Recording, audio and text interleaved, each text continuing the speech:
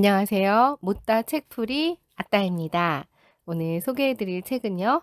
통증 없이 100세까지 살고 싶다면 운동 말고 움직임을 리셋하라 라는 책으로 저자는 홍정기 지음 EBS 북스 출판사입니다. 저자는요. 대한민국 넘버원 스포츠 의학 최고 전문가이자 운동과학 박사이며 헬스 트레이너, 요가, 필라테스 강사들이 가장 존경하고 따르고 싶어하는 스승으로 이 국내 최고의 재활치료 1인자라고 합니다.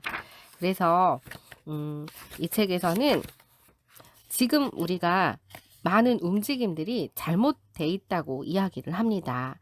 거북목, 어깨 결림, 허리 디스크, 무릎 통증, 이런 근골격계 통증 하나 겪어보지 않은 사람이 없을 정도로 이 현대인들의 만성 통증은 고질병이죠. 그래서 병원이나 피트니스 센터에 가면 가장 많이 듣는 이야기가 운동 부족입니다 라는 겁니다. 그런데 운동이 참 묘한 게요. 하면 할수록 더 아프다는 거죠. 왜 그럴까요? 운동 부족 때문에 아픈 거라고 해서 운동을 했더니 더 아프고. 그렇다면 대답은 간단합니다. 바로 잘못된 방법으로 움직이고 있다는 거죠. 그래서 통증에서 벗어나기 위해서는 제대로 움직이는 게 중요하고 내 몸이 할 수 있는 범위를 넘어 무리하게 운동하면 아픕니다. 그 통증을 참으면서 운동하지 말라고 이야기를 이 책에서는 합니다. 그래서요. 무리해서 늘리고 버티는 이런 기존 스트레칭과 다르게 아주 쉽고 효과적인 이 책에서는 동적인 스트레칭을 알려주고 있습니다. 뒷부분에 있거든요. 그래서 이거 따라하면서 저는 개인적으로 되게 많이 몸이 시원하다 이런 느낌을 많이 받은 것 같아요. 그리고 동적 스트레칭을 활용해서 제대로 움직이는 범을 익히면 1분만 움직여도 이 신경의 문이 열리고 통증이 사라지는 놀라운 경험을 하게 된다고 하니 네. 너무 무리해서 근육이 터지게 몸을 늘리는 운동은 안 좋다는 거죠. 관절에 문제가 생길 때까지 몸을 꺾는 운동 안 좋다는 거죠. 부상 위험성이 있습니다. 그래서 이 책은 뭔가 이렇게 스트레칭의 진수를 보여주는 책이지 않나라는 생각이 듭니다. 1장은 잘못된 움직임이 통증을 만든다 이고요. 2장은 움직임을 회복하라. 바르게 움직이는 게 먼저다. 그래서 움직임을 회복하는 7가지 법칙에 대해 이야기를 합니다. 3장은 초집중 1분, 통증이 사라지는 기적의 운동법이 나오거든요. 그래서 바른 움직임을 회복하는 신체 부위별 운동에 대해서 이야기를 하면서 목을 어떻게 움직여야 되나, 어깨는, 허리는, 등은, 고관절은, 또 무릎은, 골반은 이렇게 부위별로 팔꿈치와 손목도 발과 발목도 이렇게 부위별로 이야기를 해주고 있습니다. 그래서 이 스포츠 의학 전문가가 풀어주는 통증 운동에 대한 Q&A가 4장에서는 나오면서 이 통증에 대해 운동에 대한 궁금증을 알려주고 있는 책이에요. 그래서 이 책은 정말 스트레칭이 뭔가 교과서 같은 이런 책이라 저도 굉장히 이 책을 보면서 도움을 받았습니다. 1장에서는요. 잘못된 움직임이 통증을 만든다. 그래서 움직이는 법을 사람들은 잊어버려서 되게 통증이 나이 든 사람만의 이야기라고 생각하는데 그렇지 않습니다. 20, 30대도 통증을 많이 겪고 있다는 거죠. 이 이유는요. 바로 잘못된 자세 때문이라고 합니다. 그래서 우리가 일상에서 제대로 잘 움직여야 물 흐르듯 매끄러운 동작을 만들어낼 수 있으니 통증이 있거나 불편한 증상이 있다면 움직임부터 점검해야 합니다. 본래의 사용법대로 우리가 몸을 사용하지 않은 탓이라고 하네요. 그래서 이 관절 구조, 근육 작용에 의해 정해진 관절의 매끄러운 운동 능력을 바로 가동성, 흔히 말하는 유연성이라고 하죠. 이 유연성은요, 20대 여성 체조 선수가 있고요. 40대 사무직 남성의 신체 가동성은 많이 다르겠죠. 네. 이 해부학적으로도 우리는 누구나 다 같은 구조를 타고났지만 이 성별에 따라, 나이에 따라, 사용하는 패턴에 따라 이 신체 가동성은 엄청난 차이가 있다는 것입니다. 주로 앉아서 생활하는 사무직 남성들, 이 상자 안에 갇힌 것처럼 제한된 움직임 속에 살아가면 당연히 가동성은 떨어질 수밖에 없다는 거죠. 그래서 지금 고도화된 이런 세상, 뭔가 움직임 많이 없잖아요. 늘어나는 업무량, 잘못된 자세, 이런 것들이 우리에게 가동성과 정교함을 잃어가게 하고 있지 않나 점검해 볼 필요가 있습니다. 인체는요, 140여 개의 관절이 있습니다. 우리가 생활하며 관절을 움직이는 횟수만큼 횟수는 평균 하루에 10만 회 정도라고 하네요. 그런데 무릎 관절의 평균 수명은 70세 정도라고 합니다. 과도하게 운동을 너무 무릎을 많이 쓰거나 또 너무 운동이 부족할 때 다리를 꼬거나 한쪽 다리로 서는 자세나 하이힐을 신는 생활 습관이 이런 수명을 더 빨리 줄어들 수 있게 한다고 하네요. 그런데 100세 이상을 사는 시대가 왔는데 앞으로 30-40년을 내 발로 걸을 수 없다면 이보다 더 큰 재앙은 없다는 거죠. 그래서 걷기라는 거 정말 사람을 살리는 운동입니다. 그냥 걷기가 아니죠. 시각과 청각 등 모든 감각을 통합적으로 사용하면서 이 반사작용, 전정기관까지 모두 활용합니다. 전신 근육도 자극하죠.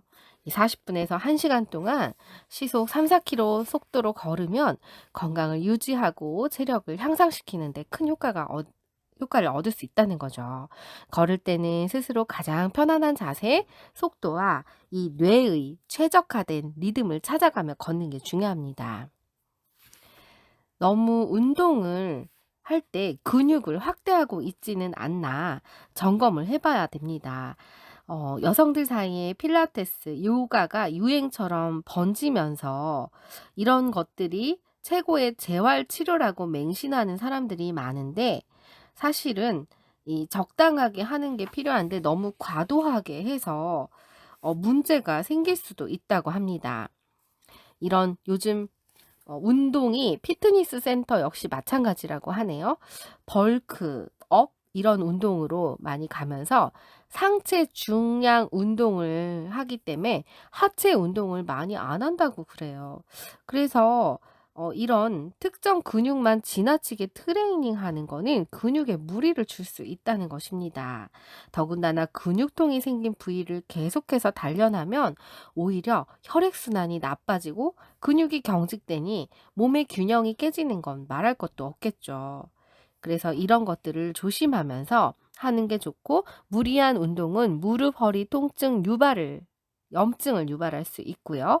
또 너무 심한 운동은요, 몸에 활성산소가 많아져서 노화를 빨리 일으키게 합니다. 격렬한 유산소 운동은 코르티솔 수치를 증가시키죠. 이것이 높아지면 지방이 연소되지 않고 몸에 쌓이고 특히 복부의 내장 지방은 이 산화적 스트레스를 유발해서 항산화 방어 체제를 무력화시키고 만성 염증으로 일으킬 수 있으니 특히 마라톤, 사이클, 스쿼시, 수영처럼 장시간 지구력을 요하는 운동을 특히 주의해야 합니다. 네, 하지만 통증 없는 삶을 유지하기 위해서는요, 운동을 안 할 수는 없습니다. 운동은 필수입니다. 강도 높은 운동이 나를 더 아프게 하기 때문에 이런 근력 운동이 중요한데 특히 중장년층에게 굉장히 중요합니다. 왜냐하면 40대가 되면서 특히 몸이 굳기 시작하는 나이가 옵니다. 그때가 40대거든요. 그래서 그때는 근육, 관절, 신경 등 빠른 속도로 약해지기 때문에 근력을 강화하는 게 필수고 이런 근력 운동은 근육을 튼튼하게 만들고 근골격계 통증을 완화시키죠. 또 관절에 연결된 근육을 강화해 유기적으로 힘을 낼 수 있게 만들고 부상도 막아줍니다.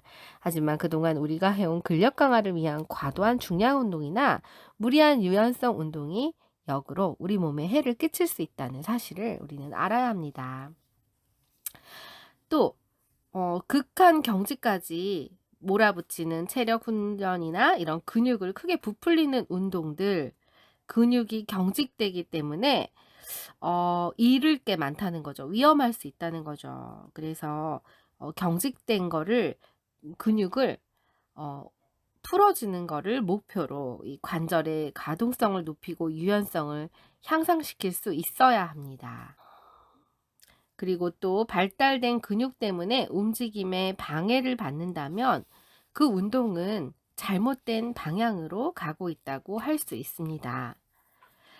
러너스 하이라는 말이 있습니다. 뭔가 마라톤을 하는 과정에서 극강의 고통을 넘어서는 순간 엔돌핀이 분출되며 느끼는 행복감이거든요. 그래서 이런 뭔가 이 중간 강도의 운동을 30분 이상 지속하면 이 쾌감이 느껴지는데 그 뒤로는 다리와 팔이 가벼워지고 리듬감이 생기고 피로가 사라지며 이 새의 힘이 생깁니다. 이런 러너스 하이를 경험한 사람들이 달리기에 중독되는 경우가 많은데 무릎, 연골, 인대, 근육이 손상돼도 달리기를 멈추지 못한다는 거죠. 운동으로 건강을 지키고 인체 역량을 극대화하려는 본래 목적은 잊어버리고 쾌감과 행복감을 느끼기 위해 부상도 무릅쓰는 위험성이 있으니 너무 무리해도 안 되고요. 그 다음에 몸은요 여러 번 경고 신호를 보냅니다. 그게 바로 통증인데 한 부위가 뻐근하거나 결리면 그건 몸의 통증으로 나를 도와주세요 라고 소리를 치고 외치는 중이라고 하네요. 그럴 때는 몸이 보내는 신호를 민감하게 인지하고 자세를 잡거나 휴식을 취하는 게 필요합니다. 그냥 가벼운 근육 뭉침으로 여기고 무시하면 나중에 걷잡을 수 없이 일이 커질 수 있으니 잘 보셔야 하는 거죠. 그 다음에 PT나 마사지가 다 좋은 건 아닙니다. 너무 세게 받으면 안 됩니다. 왜냐? 강한 압박은요, 오히려 경직된 근육이 풀리는 걸 막는데, 인체의 방어 기전이 작동하는데요. 마사지를 받을 때 힘을 빼라고 하는데, 사실 그건 불가능에 가깝습니다. 강한 자극이 들어오는데, 어떻게 힘을 빼나요? 피부에 가볍게 마사지해서 근막을 이완시키는 게 훨씬 더 효과적이라는 거죠. 통증이 생기면 운동을 통해 근육을 더욱 강화해야 한다는 것이 어떻게 보면 지금까지의 상식이었는데 아픔을 견디며 운동을 해야 근력을 얻고 통증에서 벗어날 수 있다는 이유였습니다. 하지만 이 상식은 잘못되었습니다. 고통스러운 훈련으로 근육을 강화하는 동안 근막 긴장도가 높아지니 통증이 만성화될 수 있고 스트레칭도 마찬가지죠.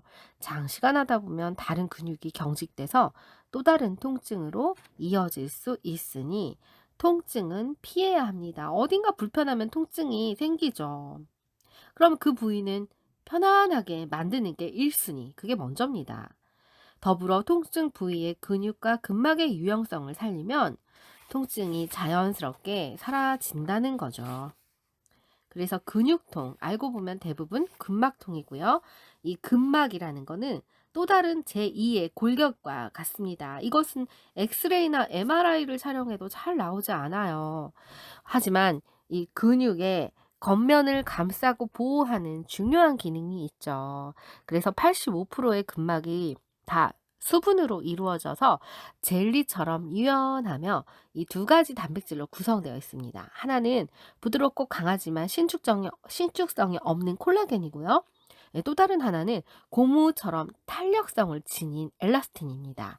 이 두 단백질의 몸이 움직임을 따라 늘어났다 줄어났다 하며 몸이 올바른 자세를 유지하게 하고 원활하게 움직이게 해주죠. 그래서 이 제2의 골격, 근막이 중요합니다. 장시간 똑같은 자세를 취하거나 신체의 한 부분만 혹사당하는 상태가 지속되면 해당 부위의 근육이 늘어나 버리겠죠. 이렇게 되면 신경계는 관절의 불안정을 예방하기 위해 방어작용을 막 펼치기 시작하는데요.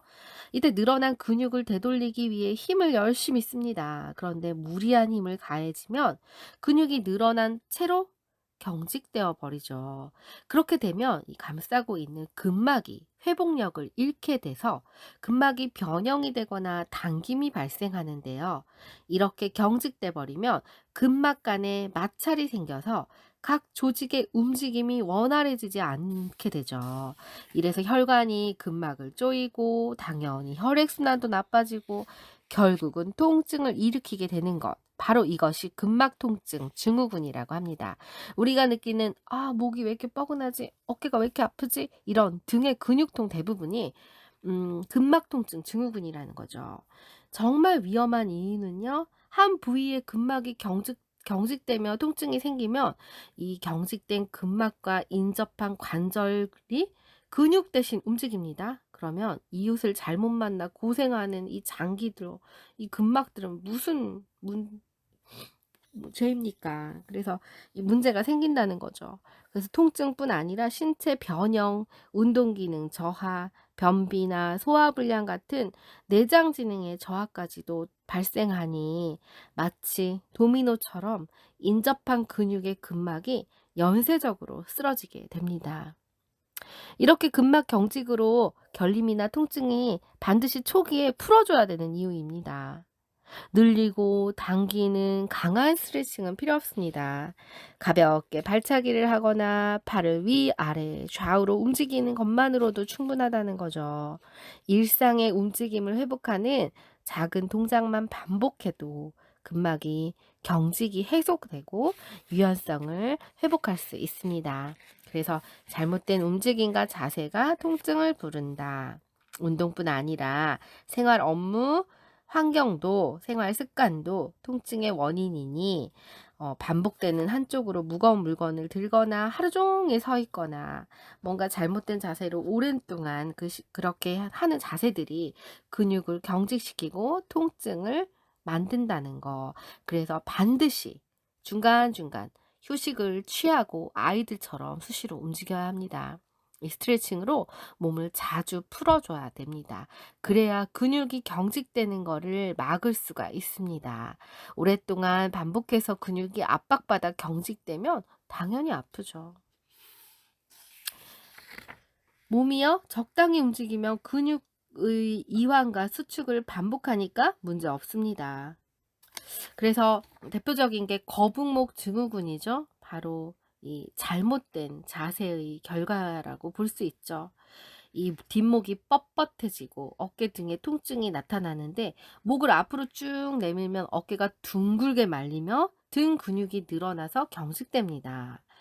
고관절도 경직되고 허리, 무릎도 영향을 안 받을 수가 없습니다. 연결되어 있으니까요. 그래서 증상이 심해지면 머리와 목뼈 사이에 신경이 눌려서 두통, 수면장애가 발생해서 목 디스크 등으로 발전할 수 있다는 것입니다. 그래서 맞춤형 운동으로 바른 움직임을 회복해야 합니다. 운동하지 않는 상태에서 일정한 패턴의 움직임을 반복하면 문제가 생깁니다. 시간을 내서 조금이라도 몸을 움직여야 합니다. 긴 시간도 강한 운동도 필요 없습니다. 관절이 본래 갖고 태어난 움직임을 회복하는 게 관건입니다. 중장년층이다. 몸을 제대로 움직이지 못하는 건 스스로 해결할 수 있는 문제가 아니니 전문가에게 움직임을 평가받은 후 맞춤 운동을 해야 움직임을 회복할 수 있다고 하네요. 네, 그래서 이런 어떤 운동을 하든 바른 움직임이 회복한 뒤에 시도하는 게 바람직하다고 하네요. 그리고 부상보다 위험한 게 일상생활입니다. 통증을 만드는 생활 습관, 이 나쁜 습관들을 점검해 봐야 되고요. 평범한 일상은 부상으로 이어지죠. 갑자기 뭔가 큼지막한 수박을 든다든지, 짐을, 택배 상자를 옮길 때, 뭐 이런 식으로 위험한 것들이 부상을 당할 확률이 높으니 이거 조심하는 게 필요하고요. 그 다음에 발 안마기를 사용할 때도 주의를 하래요. 강한 힘으로 너무 발 사이를 마사지를 받으면 이 발가락 사이에 신경이 압박받아서 신경종이 생기는 경우도 종종 있다고 하니 너무 과도한 물리적인 힘은 조심하는 게 필요합니다. 이 움직임을 회복하고 통증을 낮추는 4가지 원칙이 있는데요. 바로 첫 번째는 힘을 빼라는 것입니다. 그 다음에 허리를 구부려야 합니다. 이 구부림 동작을 해줘야 이렇게 자연스럽게 움직일 수 있는 거죠. 그래서 이 정상적인 움직임을 회복하는 가장 중요한 포인트라고 하네요. 세 번째는 다양한 동작으로 자극하라입니다. 그래서 다양한 방법으로 허리를 예를 들어 움직인다면 이 통증을 완화하는 데 도움이 되겠죠. 이 상체를 좌우 돌리거나 다리와 발의 방향을 바꿔주는 것만으로도 허리는 새로운 자극에 즉각 반응합니다. 움직임 변화가 생기면 우리 몸의 신경 통로는 통증보다 움직임을 먼저 뇌에 전달하려고 분주하게 움직이니 그로 인해 통증이 감소하는 효과를 볼 수 있습니다. 그러니까 뇌의 자극을 위해서라도 움직이는 건 너무 중요하겠네요. 그리고 네 번째는요, 운동 편식에서 벗어나라는 것입니다. 그래서 한 가지 운동이 아니라 여러 가지 운동들을 해보고 되도록이면 전신 운동을 하는 겁니다. 좌우, 전후, 상하 모든 방향으로 움직이며 근육을 회복하고 손실을 예방할 수 있다는 거죠. 그래서 이렇게 허리를 구부리고 돌리고 앉고 일어나는 360도 다방면으로 운동하는 게 통증을 해소하는 가장 빠른 길이라고 합니다. 일상적인 움직임이 최고의 재활 운동입니다. 그렇다면 당신의 몸은 어떠신가요? 이 책에서는요, 나의 근골격계는 건강할까? 라고 하면서 여러 가지 목에 대한, 어깨에 대한, 등에 대한, 허리, 골반, 다리, 좌우 균형에 대한 체크리스트가 나옵니다. 그래서 몇 점에 해당하는지 한번 체크를 해보셔도 좋을 것 같습니다. 그래서 이 장은요, 움직임을 회복하라는 것입니다. 그래서 바르게 움직이는 게 먼저고 그 움직임을 회복하는데 7가지 법칙에 대해 설명을 합니다. 1번, 바른 움직임은요, 동적 스트레칭으로 해주는 게 좋다는 거죠. 그동안 우리가 많이 한 스트레칭은 근육을 늘리는 자세인데 근육을 천천히 최대한 길게 늘린 채 20초에서 30초간 자세를 유지하는 거. 이게 바로 이렇게 주로 요가에서 사용하는 동작이죠. 이런 스트레칭을 정적인 스트레칭, 즉 움직이지 않고 하는 스트레칭이라고 하는데요. 어, 이 정적 스트레칭의 목적은 근육을 이완하는 것입니다. 그렇다면 정말 이 한 자세를 2, 30초 유지하는 게 근육이 늘어날까요? 이 기능 해부학적 측면에도 맞나요? 어떻게 보면 일회성으로 잠시 시행하는 정적 스트레칭은요, 근육을 늘릴 수 없다고 합니다. 그러니까 고무줄처럼 양쪽 끝을 잡아당기면 힘을 빼면 원래 상태로 돌아가는데 근육도 마찬가지라고 하네요. 그래서 이 스트레칭 자세를 중단하면 2, 30초간 잠시 늘어났던 근육이 원래 길이로 돌아오는데 그렇기 때문에 무리한 스트레칭은 오히려 관절을 약화시킨다고 합니다. 이 허리 돌리기 동작은 좌우로 30도 정도 돌리는 게 적당한데 너무 끝까지 휙휙 돌리면 유연성을 자랑할 수 있지만 이렇게 무리한 스트레칭은 척추 관절에 무리를 줄 뿐만 아니라 미세 근육의 파열까지 야기할 수 있으니 너무 무리는 하지 말라고 하네요. 그리고 과도하게 관절을 늘려서 스트레칭하면 근육을 늘리는 효과보다는 관절을 둘러싼 얇은 피막인 관절낭에 손상을 준다고 합니다. 이렇게 되면 퇴행성 변화를 일으켜서 염증이 생기면 오히려 관절 가동 범위가 줄어서 통증이 생긴다는 거죠. 동적 스트레칭이 바로 이 관절의 가동성을 높인다고 하니 동적 스트레칭을 이 책에서는 많이 하라고 합니다. 네, 정적인 것보다요. 그래서 많이 움직이는 걸로 자연스러운 호흡과 함께 팔꿈치, 손목의 관절을 사방으로 꺾고 돌릴 수 있는지 확인한 후 조금씩 가동 범위를 늘리는 거. 이것이 이 관절에 걸리는 부하를 점진적으로 늘려나가는 게 이 근력을 강화하는데 가장 큰 효과를 발휘한다고 합니다. 우리는요, 피로가 쌓이기 전에 바로바로 근육을 풀어야 합니다. 특별한 운동법을 익히지 않아도 괜찮습니다. 그냥 장시간 앉아 있는다면 일어나서 걷기나 다리 흔들기, 가볍게 발차기를 해보면서 발목을 푸는 식으로 하면 된다는 거죠. 그래서 이 동적 스트레칭을 하려면요, 4가지에 주의하래요. 일단 내가 움직일 수 있는 편안한 범위를 정하고 양방향으로 한쪽만 하면 안 됩니다. 양방향으로 움직여야 됩니다. 그리고 리듬감이 유지하면서 하는 거라는 거죠. 이 리듬감은 바로 이제 호흡과 같이 하면 더 좋겠죠. 그리고 꼭 10개를 3세트 해야 되나? 이 이론에서 벗어나래요. 그냥 차라리 30초 정하고 아니면 1분 정하고 30초 동안 하기, 1분 동안 뭐 고개 돌리기 뭐 이런 식으로 하는 게 훨씬 낫다는 거죠. 법칙 두 번째는요, 바로 점진적으로 운동 강도를 높이라입니다. 조금씩 그 강도를 높이래요. 네, 무리가 되지 않게끔 하기 위해서죠. 어느 순간 하다 보면 익숙해지면 그거보다 조금 더 해보는 거죠. 그렇게 차츰차츰 늘리는 단계를 밟아야 된다는 겁니다.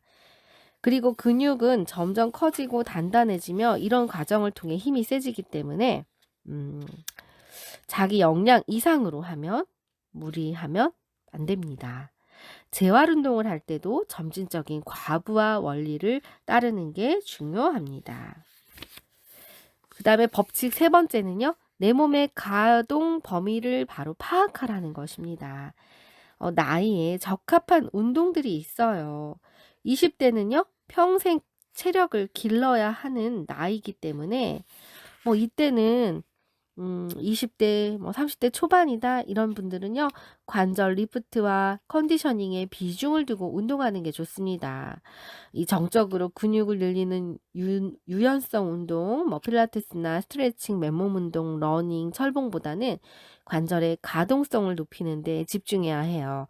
그래서 움직임을 잘 제어하며 힘을 발휘하는 운동이 필요합니다. 일주일에 한 3회에서 5회 정도 유산소 운동으로 심박수를 올려주는 게 좋고요. 달리기, 수영, 사이클 등 이런 근력 운동도 추천합니다. 한창 사회 활동을 하는 이 30대는 운동 시간을 확보하는 일조차 어렵죠. 엘리베이터 대신 계단 오르기, 자가용 대신 대중교통 이용하기, 한 정거장 먼저 내려서 걷기 등 틈틈이 운동을 하라고 합니다. 이 시기는요, 근력 운동이 이 노년기 골다공증 관절염을 예방하는데 너무너무 도움이 되는 중요한 시기라고 하네요. 일주일에 3, 4회 유산소 운동을 함께 해주면 더욱 좋습니다. 그 다음 40대인데요. 이 40대는요, 신진대사가 느려지고 근육 상실이 본격적으로 시작되는 시기이니 근육 손실을 막고 관절 가동 범위를 유지하는 데 집중해야 합니다. 중강도 유산소 운동을 꾸준히 하면서 일주일에 3회 정도 근력 운동을 하는 게 좋대요. 운동과 재미가 있어야 꾸준히 할 수 있죠. 자신이 좋아하는 스포츠를 하나 선택해서 운동에 머무는 시간을 늘려야 합니다. 50대 이후의 노년기에는요, 몸이 보내는 신호를 세심하게 주의를 기울여야 합니다. 유산소 운동보다는 근신경계 운동이 중요한데요. 균형 감각을 키우고 인지 능력을 향상시키는 이 밸런스 운동을 하는 게 좋습니다. 60대 이후는 지금까지 하던 운동을 유지하되 가동 범위와 시간을 조절해야 되고 근육과 뼈의 밀도가 떨어지는 시기라 무리한 운동은 금물입니다. 균형감과 유연성도 현저히 떨어지기 때문에 안전관리에 더욱더 주의를 기울여야 합니다. 이렇게 체력, 질병, 건강 상태에 따라 운동이 달라지죠. 예를 들어 우울증이나 불면증이 있는 사람은요. 새벽 이른 아침 운동이 좋습니다.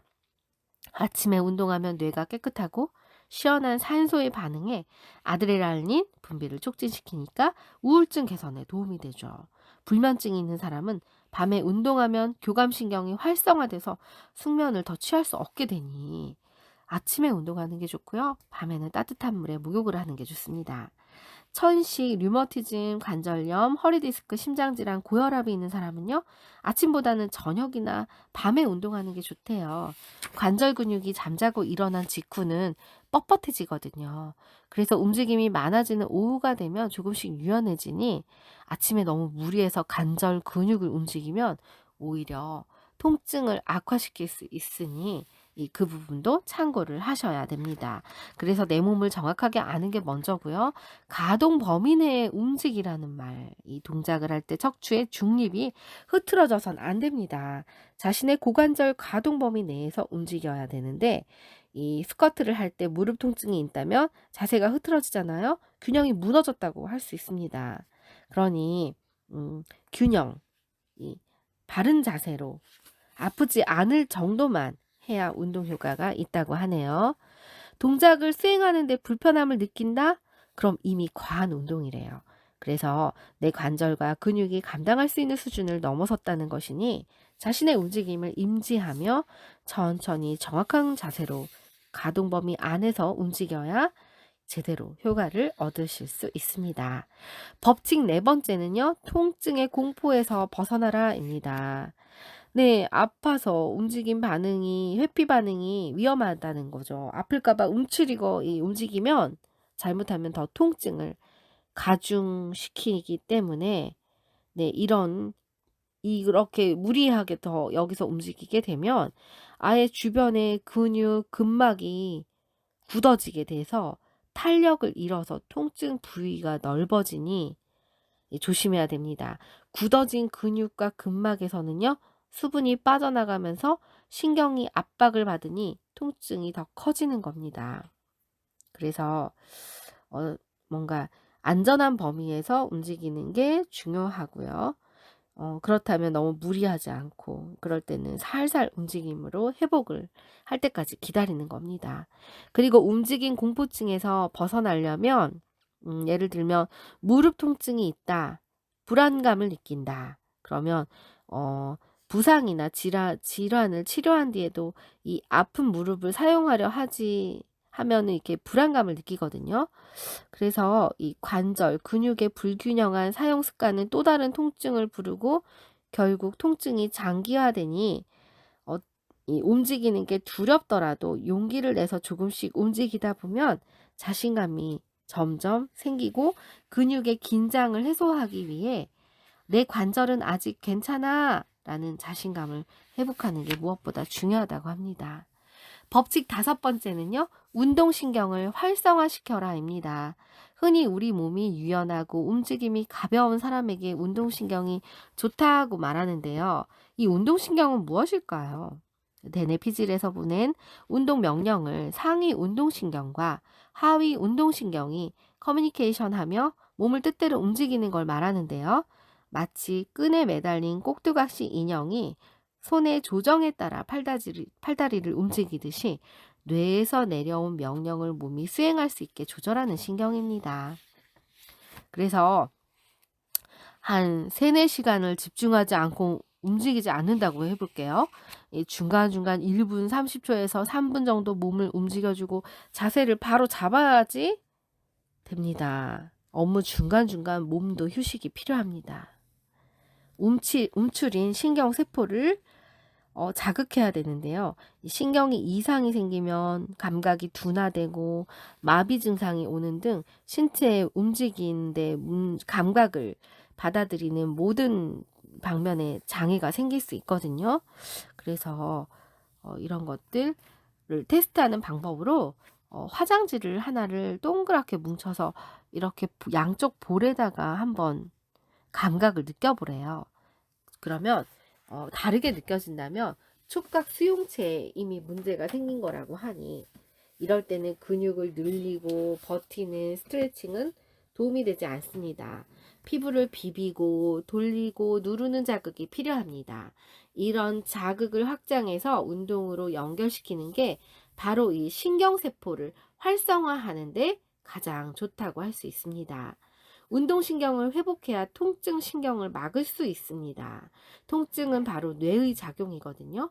운동신경이 둔화되면 통증신경은 활성화되죠. 통증신경이 활성화되면 근육의 긴장도가 높아지니까 관절이 뻣뻣해집니다. 그러면 또다시 운동신경이 둔화되는 악순환 고리가 만들어지는데 이 통증에서 벗어나려면 이 악순환의 고리를 끊어야 된다는 거죠. 그래서 이 운동신경이 통증신경보다 더 빠르게 뇌에 도달한대요. 이런 이유로 병원이나 재활의학과에 가면 부상이나 통증을 겪었다 하더라도 무리하지 않는 선에서 꾸준한 운동을 유도하는 게 중요합니다. 그래서 건강을 해치는 나쁜 습관을 바꾸고 가벼운 스트레칭을 수시로 해주는 게 충분하다고 하네요. 고개를 뒤로 한번 돌려보세요. 잘 돌아갑니까? 의외로 돌아가지 않는 사람들이 꽤 많다는 거죠. 어깨, 고관절, 발목까지 움직여서 온몸을 돌리려 안간힘을 쓰다 보면 몸이 쉽게 지치고 피로해집니다. 목을 뒤로 돌리는 쉬운 동작이 마음대로 왜 안 되는 걸까요? 왜 목을 돌려야 하는 순간에 온몸이 다 돌아가는 걸까요? 바로 신경이 무뎌졌기 때문이라는 거죠. 몸의 근육을 지배하는 신경들의 이 목의 움직임을 일으킬 수 없도록 뻣뻣해지는 건데요. 무뎌진 운동신경의 민감성을 우선적으로 회복하는 거. 그게 1순위입니다. 그래야 피로를 막고 통증에서 벗어날 수 있습니다. 물리치료를 받을 때 왜 저주파로 아픈 부위를 자극해주면 시원하잖아요. 운동신경을 통해 통증신경이 뇌로 돌아오는 걸 막는 단순한 원리인데요. 이렇게 근육에 있는 운동신경을 활성화시켜주면 통증은 감소되고 건강에 대한 자신감은 회복할 수 있습니다. 6번째 법칙은요. 초집중 1분으로 신경문을 열어라입니다. 앉았다 일어나는 동작 10회를 한다고 칠게요. 이때 우리는 이미 10번의 움직임이 얼마나 집중하고 있나요? 한두 번은 온전히 집중할 수 있지만 뭔가 다른 생각하다가 집중력이 흩어진다는 거죠. 그렇게 되면 근육을 지배하는 이 신경문이 열리지 않는다고 해요. 근육이 온전히 쓰이고 있지 않기 때문에 이 수축과 이완 작용이 활성화되지 않는데요. 상상력을 발휘해서 이미지화 시켜서 운동에 집중하라고 합니다. 운동할 때는요, 초집중을 하느냐 안 하느냐가 운동 능력의 차이로 운동 결과를 나타낸대요. 그래서 자세 교정, 체형 교정, 운동할 때도 제일 먼저 할 일은요, 일단 다른 거 아무것도 안 하고 정신을 집중하는 거. 이게 쉽지 않다고 해요. 그래도 이거를 우리가 생각하는 거를 이미지화 시켜서 이걸 끊임없이 봐야 된다고 합니다. 걷기 하나도 이미지 트레이닝이 중요하대요. 운동은 몸으로 하는 것 같지만 우리 마음과 영혼까지 함께 정렬되어야 하는 활동이라고 하네요. 그래서 대부분의 운동선수들은 이미지 트레이닝을 합니다. 올바른 기술을 연마하기 위해 머릿속으로 그 운동이나 동작을 그려보고 연습한다는 거죠. 이런 이미지 트레이닝을 하면 그냥 연습장에 서 있는 것보다 2배로 운동을 하는 효과가 있다고 하니 단지 걷기 운동을 한다고 하더라도 우리가 이미지 트레이닝을 시도해야 합니다. 내가 지금 걷고 있을 때 자세를 똑바로 하고 있나, 움직임 하나하나를 집중하며 운동하는 사람과 그렇지 않은 사람은요, 운동 효과가 완전히 다른 결과가 나타난다고 하네요. 그러니까 다른 거 하면서 운동하는 거는 조금 효과가 덜하다고 하니 내 몸을 위해서 집중을 하는 운동이 좋다고 합니다. 그리고 자신만의 호흡을 되찾아라가 이 법칙 7번째인데요. 호흡 자세 자체가 운동으로 활용하는 경우는 많은데 이 통증과 호흡은요 아주 밀접한 관계가 있습니다. 깊고 길게 호흡하고 집중하면 통증은 줄어듭니다. 1분에 6회 정도 느린 호흡을 하되 들이마시는 호흡보다 내쉬는 호흡을 길게 뱉으면요 통증을 가장 적게 느낀다는 거네요. 그래서 기본적으로 호흡을 느리고 길게 하면 호흡하는데 더 집중하고 통증이 경감되니 이 방법은 요가나 명상에서도 많이 하죠. 이 호흡에 집중하면 중추신경계가 안정되니 마음은 편안해지고 통증이 완화되는 효과가 있습니다. 그래서 운동할 때는요, 자연스러운 호흡을 유지하는 게 중요합니다. 그렇게 돼서 무엇보다 호흡을 참으며 근육을 길게 늘리는 이 스트레칭에서 이 고정관념에 우리는 벗어나래요. 그래서 이 호흡이 자연스럽게 돼야 된다는 거. 큰 동작을 할 때 호흡을 크게 내쉬는 게 중요합니다. 여기까지가 7가지 방법이고, 그러면서 이제 뒤에는 부위별로 이제 스트레칭이 이 사진과 그림들이 나오기 때문에 이런 부위별로 하나하나 움직이는 거를 도움을 받으시면 너무 좋을 것 같다라는 생각이 듭니다. 그래서 이 책은 제대로 움직여야 통증이 사라집니다.